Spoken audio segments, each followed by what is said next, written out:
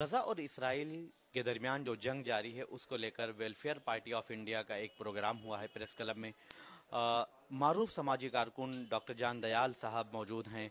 आपने जो ख्यालात का इजहार किया और इसराइल पर सवाल उठाया, इस जंग को आप कैसे देख रहे हैं? ये बड़ी एक तरफा जंग है। इसमें हैवानियत पूरी तरीके से दिख रही है, खुलेआम। छोटे छोटे बच्चे किस तरीके से कत्ल किए जा रहे हैं और किस अंदाज से, और तोला जा रहा है कि एक एक इजरायली के बदले 100 या 500 फिलिस्तीनियों को मारना एक तरीके से उनका धर्म हो गया है। ये क्या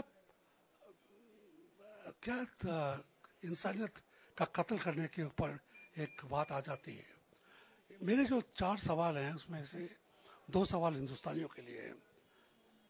सुना है आज के मस्जिदों में इमामों को पुलिस ने एक एडवाइजरी दी है, एक हुक्म दिया है कि आप मस्जिद में फिलिस्तीन के लिए कोई दुआ ना मांगे। लेकिन दिल्ली पुलिस ने इसको खारिज कर दिया है। दिल्ली पुलिस ने कहा है कि ऐसी कोई एडवाइजरी हमने नहीं जारी की है। तो आप खुलेआम कहिए कि आप लोगों को आज़ादी है, आप किसी के लिए भी दुआ मांग सकते हैं। आप फिलिस्तीन की जीत के लिए, उस इलाके में अमन के लिए दुआ मांग सकते हैं। जो मेरा ख्याल है हिंदुस्तान के हर नागरिक, हर हिंदुस्तानी का ये फ़र्ज़ है कि वो दुआ मांगे कि विश्व शांति हो। ये हमारा राष्ट्रीय असूल है, हम विश्व शांति के हक़ में हैं। तो हमास के इलाके में अगर हम दुआ मांगे कि शांति हो, बमबारी बंद हो, कत्ल कम हो, तो इसमें क्या बुराई है। अच्छा हुआ कि दिल्ली पुलिस ने जो लोग थूकने लग गए थे उसके बाद आकर ये खुलासा किया कि उन्होंने ऐसा कोई लिखित हुक्म नहीं दिया था। मेरा ख्याल है उनको ये लिखित में ये जारी करना चाहिए, प्रेस स्टेटमेंट, कि उन्होंने ऐसा ना हुक्म दिया है और ना हुक्म देंगे। दूसरी बात पुलिस से ये भी है कि क्या वजह है कि आप रैली नहीं कर सकते जंतर मंतर पे भी।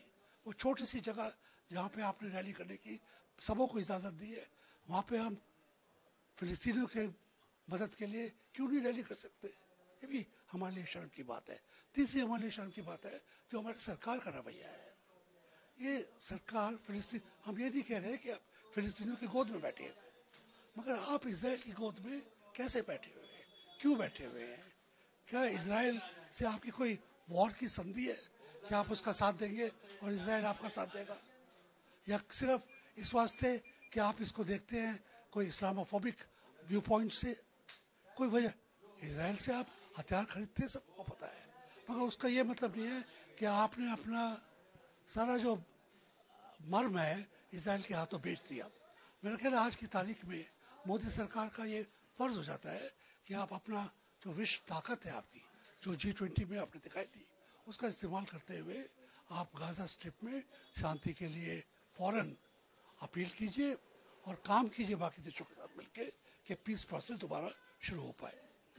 इस सिलसिले में आखिरी सवाल सर, आपने सवाल उठाया मोदी सरकार पर, भारत सरकार पर सवाल उठाया, लेकिन भारत सरकार ने अभी जो 2 दिन पहले यूनाइटेड नेशन की तरफ से जो रेजोल्यूशन लाया गया था उसमें फ़लस्तीन के हक़ में वोटिंग की है, और हिंदुस्तान का जो स्टैंड है वो वाज़े हो गया है कि वो फ़लस्तीन के हक़ में है और फ़लस्तीन के साथ में है, और वो 2 नेशन की बात करते हैं।